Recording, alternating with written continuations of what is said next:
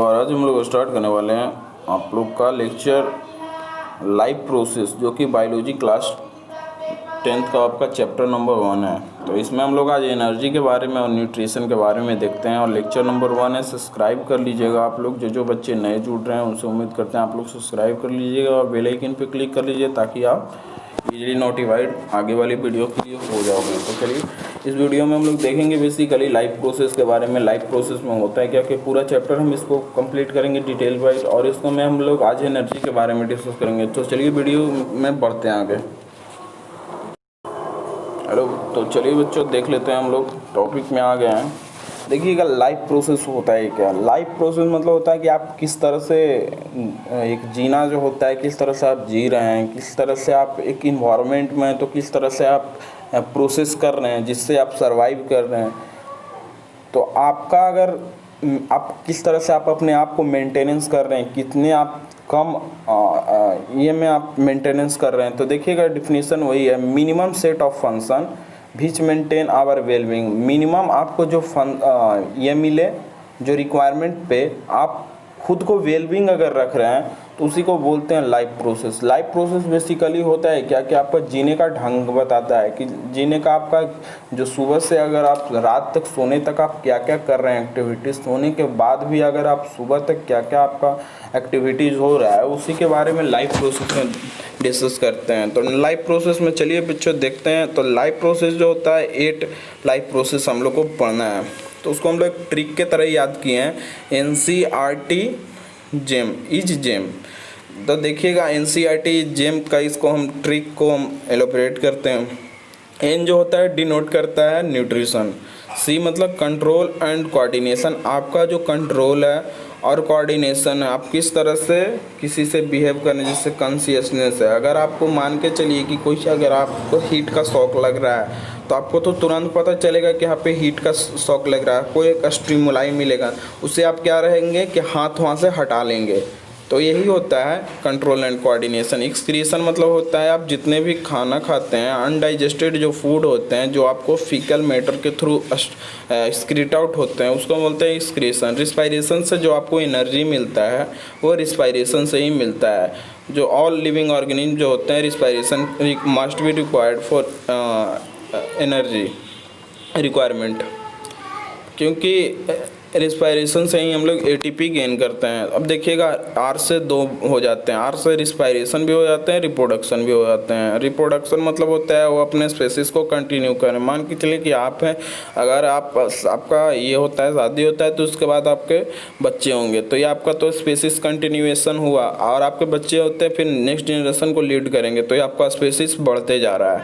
तो इसमें हम लोग रिप्रोडक्शन भी होता है, जो कि एक लाइफ प्रोसेस का एक पार्ट है। T मतलब ट्रांसपोर्ट, मतलब आप मटेरियल को ट्रांसपोर्ट कर रहे हैं। जैसे हम लोग को ब्लड जो होता है ऑक्सीजन को ट्रांसपोर्ट करता है, वैसे ही जाइलम एंड फ्लोएम जो होता है वाटर मिनरल्स को ट्रांसपोर्ट करते हैं। तो ट्रांसपोर्ट भी एक आप लोग को ये हो गया, आपको लाइफ प्रोसेस है। अब ट्रांसपोर्ट देखने के बाद ग्रोथ हो गया। हर एक लिविंग ऑर्गेनिज्म का एक प्रॉपर्टीज होता है कि वो ग्रोथ करता है, लेकिन इसका डिफाइनिंग फीचर नहीं होता है, ये बात याद रखिएगा। एम्स होता है मूवमेंट, हर एक ऑर्गेनिज्म में मूवमेंट होता है, इधर प्लांट और एनिमल। प्लांट में जो मूवमेंट होता है वो अपने पोजीशन पे ही मूवमेंट करता है, जो कि आपको ईजिली दिखाई नहीं देगा। तो चलिए एनर्जी देख लेते हैं, एनर्जी का यूज कहाँ कहाँ होता है। तो एनर्जी जो होता है लाइफ प्रोसेस में आपका कहाँ कहाँ यूज होता है। अगर आप सो रहे हैं तो 1.3 किलो कैलोरी पर मिनट आपका वेस्ट हो रहा है।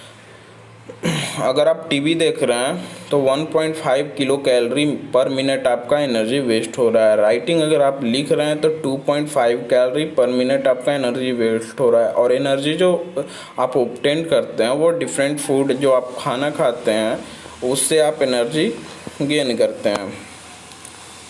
अब देख लेते हैं न्यूट्रिशन के बारे में। न्यूट्रिशन हो क्या, जो आप कोई भी खाना खाते हैं उसके बाद खाने के बाद पचाते हैं। खाना खाने के बाद तो पचता है ही आपका खाना। खाना खाने के बाद पचने के बाद जो एनर्जी जो आपको मिलता है, उससे आप फर्दर लाइफ कैरी आउट करते हैं। एक दिन में अगर खाना खाते हैं तो खाना खाने के बाद आपको टॉकिंग करना होता है, पढ़ाई करना होता है, सोना होता है, लिखना होता है, टीवी देखना होता है, वॉकिंग टॉकिंग वगैरह वगैरह सब बहुत कुछ होता है।